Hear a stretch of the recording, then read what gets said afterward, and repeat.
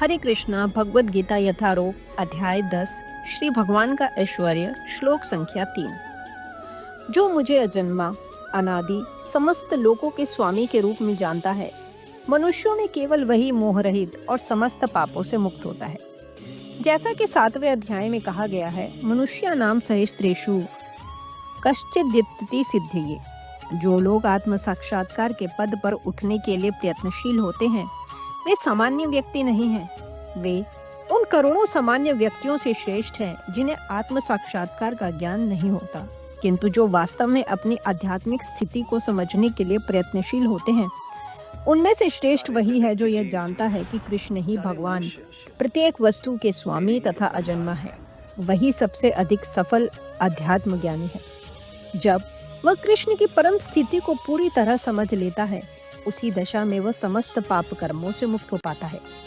जहाँ पर भगवान को अज अर्थात अजन्मा कहा गया है, किंतु वे द्वितीय अध्याय में वर्णित उन जीवों से भिन्न हैं जिन्हें अज कहा गया है।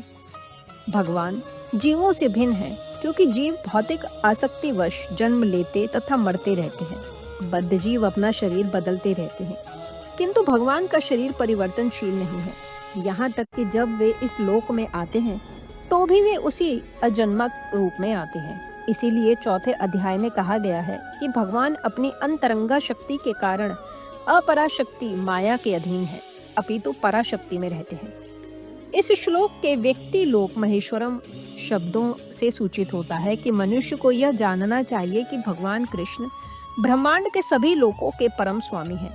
वे सृष्टि के पूर्व थे और अपनी सृष्टि से भिन्न हैं। सारे देवता इसी भौतिक जगत में उत्पन्न हुए, किंतु कृष्ण अजन्मा है। फलतः वे ब्रह्मा तथा शिवजी जैसे बड़े बड़े देवताओं से भी भिन्न हैं। और चूंकि वे ब्रह्मा, शिव तथा अन्य समस्त देवताओं के सृष्टा हैं, अतः वे समस्त लोकों के परम पुरुष हैं। अतः श्री कृष्ण उस हर वस्तु से भिन्न है जिसकी सृष्टि हुई है, और जो उन्हें इस रूप में जान लेता है, वह तुरंत ही सारे पाप कर्मों से मुक्त हो जाता है।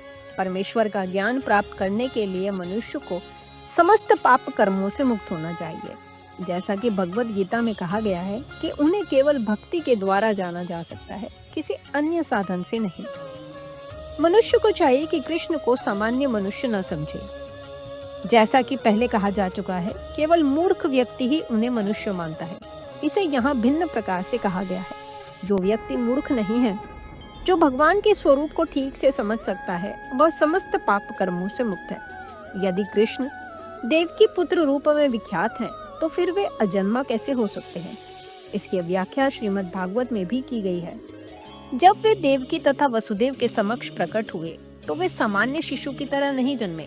वे अपने आदि रूप में प्रकट हुए और फिर एक सामान्य शिशु में परिणत हो गए। कृष्ण की अध्यक्षता में जो भी कर्म किया जाता है, वह दिव्य है। वह शुभ या अशुभ फलों से दूषित नहीं होता। इस जगत में शुभ या अशुभ वस्तुओं का बोध बहुत कुछ मनोधर्म है, क्योंकि इस भौतिक जगत में कुछ भी शुभ नहीं है। प्रत्येक वस्तु अशुभ है, क्योंकि प्रकृति स्वयं ही अशुभ है। हम इसे शुभ मानने की कल्पना मात्र करते हैं। वास्तविक मंगल तो पूर्ण भक्ति और सेवा भाव से युक्त कृष्ण भावनामृत पर ही निर्भर करता है। अतः यदि हम तनिक भी चाहते हैं कि हमारे कर्म शुभ हो, तो हमें परमेश्वर की आज्ञा से कर्म करना होगा। ऐसी आज्ञा श्रीमद् भागवत तथा श्रीमद् भगवद गीता जैसे शास्त्रों से या प्रामाणिक गुरु से प्राप्त की जा सकती है। चूंकि गुरु भगवान का प्रतिनिधि होता है, अतः उसकी आज्ञा प्रत्यक्ष परमेश्वर की आज्ञा होती है। गुरु, साधु तथा शास्त्र एक ही प्रकार से आज्ञा देते हैं। इन तीनों स्तोत्रों में कोई विरोध नहीं होता। इस प्रकार से किए गए सारे कार्य इस जगत के शुभाशुभ कर्म फलों से मुक्त होते हैं। कर्म संपन्न करते हुए भक्त की दिव्य मनोवृत्ति वैराग्य की होती है, जिसे संन्यास कहते हैं। जैसा कि भगवद गीता के 6 अध्याय के प्रथम श्लोक में कहा गया है कि जो भगवान का आदेश मानकर कोई कर्तव्य करता है और जो अपने कर्म फलों की शरण ग्रहण नहीं करता, अर्थात अनाश्रितः कर्मफलम, वही असली सन्यासी है। जो भगवान के निर्देशानुसार कर्म करता है, वास्तव में सन्यासी तथा योगी वही है, केवल सन्यासी या छद्म योगी के वेश में रहने वाला व्यक्ति नहीं। श्लोक संख्या 4 और 5।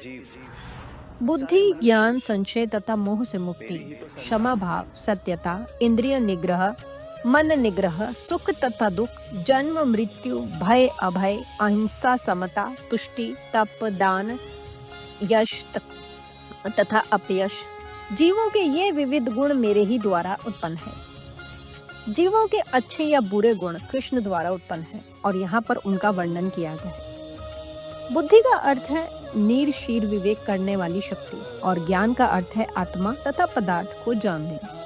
विश्वविद्यालय की शिक्षा से प्राप्त सामान्य ज्ञान मात्र पदार्थ से संबंधित होता है। यहाँ इसे ज्ञान नहीं स्वीकार किया गया है। ज्ञान का अर्थ है आत्मा तथा भौतिक पदार्थ के अंतर को जानना। आधुनिक शिक्षा में आत्मा के विषय में कोई ज्ञान नहीं दिया जाता, केवल भौतिक तत्वों तथा शारीरिक आवश्यकताओं पर ध्यान दिया जाता है। फलस्वरूप शैक्षिक ज्ञान पूर्ण नहीं है। असमोह अर्थात संशय तथा मोह से मुक्ति तभी प्राप्त हो सकती है जब मनुष्य झिझकता नहीं और दिव्य दर्शन को समझता है। वह धीरे धीरे निश्चित रूप से मोह से मुक्त हो जाता है। हर बात को सतर्कता पूर्वक ग्रहण करना चाहिए। आंख मूंद कर कुछ भी स्वीकार नहीं करना चाहिए। क्षमा का अभ्यास करना चाहिए। मनुष्य को सहिष्णु होना चाहिए और दूसरों के छोटे छोटे अपराध क्षमा कर देने चाहिए। सत्यम का अर्थ है कि तथ्यों को सही रूप में अन्यों के लाभ के लिए प्रस्तुत किया जाए। तथ्यों को तोड़ना मरोड़ना नहीं चाहिए। सामाजिक प्रथा के अनुसार कहा जाता है कि वही सत्य बोलना चाहिए जो अन्यों को प्रिय लगे, किंतु यह सत्य नहीं है। सत्य को सही सही रूप में बोलना चाहिए जिससे दूसरे लोग समझ सके कि सच्चाई क्या है। यदि कोई मनुष्य चोर है और यदि लोगों को सावधान कर दिया जाए कि अमुक व्यक्ति चोर है तो वह सत्य है। यद्यपि सत्य कभी कभी अप्रिय होता है, किंतु सत्य कहने से संकोच नहीं करना चाहिए। सत्य की मांग है कि तथ्यों को यथारूप में लोकहित के लिए प्रस्तुत किया जाए। यही सत्य की परिभाषा है। दम का अर्थ है कि इंद्रियों को व्यर्थ के विषय भोग में न लगाया जाए। इंद्रियों की समुचित आवश्यकताओं की पूर्ति का निषेध नहीं है, क्योंकि अनावश्यक इंद्रिय भोग आध्यात्मिक उन्नति में बाधक है। फलतः इंद्रियों के अनावश्यक उपयोग पर नियंत्रण रखना चाहिए। इसी प्रकार मन पर भी अनावश्यक विचारों के विरुद्ध संयम रखना चाहिए। इसे शम कहते हैं। मनुष्य को चाहिए कि धन अर्जन के चिंतन में ही सारा समय न गवाए। यह चिंतन शक्ति का दुरुपयोग है। मन का उपयोग मनुष्यों की मूल आवश्यकताओं को समझने के लिए किया जाना चाहिए और उसे ही प्रमाण पूर्वक प्रस्तुत करना चाहिए। शास्त्र में मर्गियों, साधु पुरुषों, गुरुओं तथा महान विचारकों की संगति में रहकर विचार शक्ति का विकास करना चाहिए। जिस प्रकार से कृष्ण भावनामृत के आध्यात्मिक ज्ञान के अनुशीलन में सुविधा हो वही सुखम है, इसी प्रकार दुखम वह है जिससे कृष्ण भावनामृत के अनुशीलन में असुविधा हो। जो कुछ कृष्ण भावनामृत के विकास के अनुकूल हो उसे स्वीकार करे और जो प्रतिकूल हो उसे परित्याग करे। भव अर्थात जन्म का संबंध शरीर से है। जहाँ तक आत्मा का प्रश्न है वह न तो उन्नत होता है न मरता है। इसकी व्याख्या हम भगवत गीता के प्रारंभ में ही कर चुके हैं। जन्म तथा मृत्यु का संबंध इस भौतिक जगत में शरीर धारण करने से है। भय तो भविष्य की चिंता से उद्भूत है। कृष्ण भावनामृत में रहने वाला व्यक्ति कभी भयभीत नहीं होता, क्योंकि वह अपने कर्मों के द्वारा भगवत धाम को वापस जाने के प्रति आश्वस्त रहता है। फलस्वरूप उसका भविष्य उज्जवल होता है, किंतु अन्य लोग अपने भविष्य के विषय में कुछ नहीं जानते। उन्हें इसका कोई ज्ञान नहीं होता कि अगले जीवन में क्या होगा। फलस्वरूप वे निरंतर चिंताग्रस्त रहते हैं। यदि हम चिंता मुक्त होना चाहते हैं तो सर्वोत्तम उपाय यह है कि हम कृष्ण को जानें तथा कृष्ण भावनामृत में निरंतर स्थित रहें। इस प्रकार हम समस्त भय से मुक्त रहेंगे। श्रीमद् भागवत में कहा गया है, भयम द्वितीय भिनिविशेतः स्यात्। भय तो हमारे मायापाश में फंस जाने से उत्पन्न होता है, किंतु जो माया के जाल से मुक्त है, जो आश्वस्त हैं कि वे शरीर नहीं अपितु भगवान के आध्यात्मिक अंश हैं और जो भगवत भक्ति में लगे हुए हैं, उन्हें कोई भय नहीं रहता। उनका भविष्य अत्यंत उज्जवल है। यह भय तो उन व्यक्तियों की अवस्था है जो कृष्ण भावनामृत में नहीं है।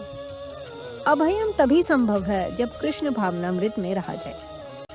अहिंसा का अर्थ होता है कि अन्यों को कष्ट न पहुंचाया जाए। जो भौतिक कार्य अनेकानेक राजनीतिज्ञों, समाज शास्त्रियों, परोपकारियों आदि द्वारा किए जाते हैं, उनके परिणाम अच्छे नहीं निकलते, क्योंकि राजनीतिज्ञों तथा परोपकारियों में दिव्य दृष्टि नहीं होती। वे ये नहीं जानते कि वास्तव में मानव समाज के लिए क्या लाभप्रद है।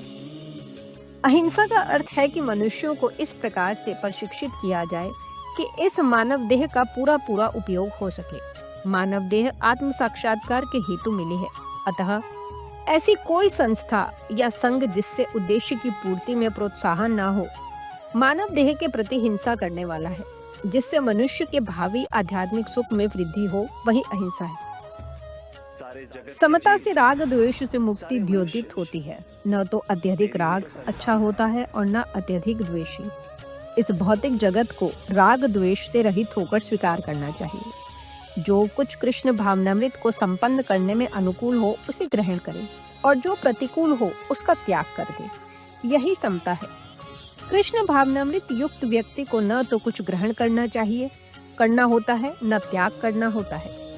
उसे तो कृष्ण भावनामृत संपन्न करने में उसकी उपयोगिता से प्रयोजन रहता है। तुष्टि का अर्थ है कि मनुष्य को चाहिए कि अनावश्यक कार्य करके अधिकाधिक वस्तुएं एकत्र करने के लिए उत्सुक न रहे।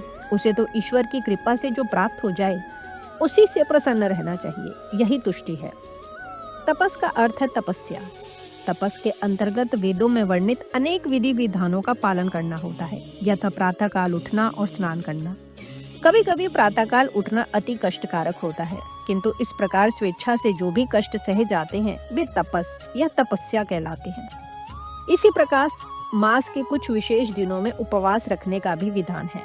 हो सकता है कि इन उपवासों को करने की इच्छा न हो, किंतु कृष्ण भावनामृत के विज्ञान में प्रगति करने के संकल्प के कारण उसे ऐसे शारीरिक कष्ट उठाने होते हैं, किंतु उसे व्यर्थ ही अथवा वैदिक आदेशों के प्रतिकूल उपवास करने की आवश्यकता नहीं है। उसे किसी राजनीतिक उद्देश्य से उपवास नहीं करना चाहिए। भगवत गीता में इसे तामसी उपवास कहा गया है तथा किसी भी ऐसे कार्य से जो तमोगुण या रजोगुण में किया जाता है आध्यात्मिक उन्नति नहीं होती, किंतु सतोगुण में रहकर जो भी कार्य किया जाता है वह समुन्नत बनाने वाले हैं। अतः वैदिक आदेशों के अनुसार किया गया उपवास आध्यात्मिक ज्ञान को समुन्नत बनाता है। जहाँ तक दान का संबंध है, मनुष्य को चाहिए कि अपनी आय का 50% किसी शुभ कार्य में लगाए। और यह शुभ कार्य है क्या? यह है कृष्ण भावनामृत में किया गया कार्य। ऐसा कार्य शुभ ही नहीं अपितु सर्वोत्तम होता है।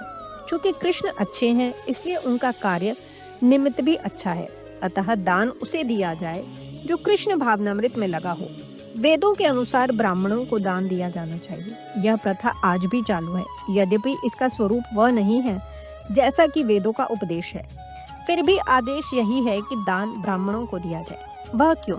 क्योंकि वे आध्यात्मिक ज्ञान के अनुशीलन में लगे रहते हैं। ब्राह्मण से ये आशा की जाती है कि वो सारा जीवन ब्रह्म जिज्ञासा में लगा दे। ब्रह्म जानातीति ब्राह्मणा, जो ब्रह्म को जाने वही ब्राह्मण है। इसलिए दान ब्राह्मणों को दिया जाता है क्योंकि वे सदैव आध्यात्मिक कार्य में रत रहते हैं और उन्हें जीविकोपार्जन के लिए समय नहीं मिल पाता। वैदिक साहित्य में सन्यासियों को भी दान दिए जाने का आदेश है। सन्यासी द्वार द्वार जाकर भिक्षा मांगते हैं। वे धनार्जन के लिए नहीं अपितु प्रथाचार्य ऐसा करते हैं। वे द्वार द्वार जाकर गृहस्थों को अज्ञान की निद्रा से जगाते हैं। चूंकि गृहस्थ गृह कार्यों में व्यस्त रहने के कारण अपने जीवन के वास्तविक उद्देश्य को कृष्ण भावनामृत जगाने को भूल रहते हैं। अतः यह सन्यासियों का कर्तव्य है कि वे भिखारी बनकर गृहस्थों के पास जाएं और कृष्ण भावना भावित होने के लिए उन्हें प्रेरित करें। वेदों का कथन है कि मनुष्य जागे और मानव जीवन में जो प्राप्त करना है उसे प्राप्त करे। सन्यासियों द्वारा यह ज्ञान तथा विधि विपरीत की जाती है। अतः सन्यासियों को ब्राह्मणों को तथा इसी प्रकार के उत्तम कार्यों के लिए दान देना चाहिए, किसी सनक के कारण नहीं। यशस भगवान चैतन्य के अनुसार होना चाहिए। उनका कथन है कि मनुष्य तभी प्रसिद्ध प्राप्त कर सकता है जब वह महान भक्त के रूप में जाना जाता हो। यही वास्तविक यश है। यदि कोई कृष्ण भावनामृत में महान बनता है और विख्यात होता है तो वही वास्तव में प्रसिद्ध है। जिसे ऐसा यश प्राप्त न हो वह अप्रसिद्ध है। ये सारे गुण संसार भर में मानव समाज में तथा देव समाज में प्रकट होते हैं। अन्य लोकों में भी विभिन्न तरह के मानव हैं और ये गुण उनमें भी होते हैं। तो जो व्यक्ति कृष्ण भावनामृत में प्रगति करना चाहता है उसमें कृष्ण ये सारे गुण उत्पन्न कर देते हैं, किंतु मनुष्य को तो इन्हें अपने अंतर में विकसित करना होता है। जो व्यक्ति भगवान की सेवा में लग जाता है वह भगवान की योजना के अनुसार इन सारे गुणों को विकसित कर लेता है। हम जो कुछ भी अच्छा या बुरा देखते हैं उसका मूल श्री कृष्ण है। इस संसार में कोई भी ऐसी वस्तु नहीं जो कृष्ण में स्थित ना हो, यही ज्ञान है। यद्यपि हम जानते हैं कि वस्तुएं भिन्न रूप से स्थित हैं, किंतु हमें यह अनुभव करना चाहिए कि सारी वस्तुएं कृष्ण से ही उत्पन्न हैं।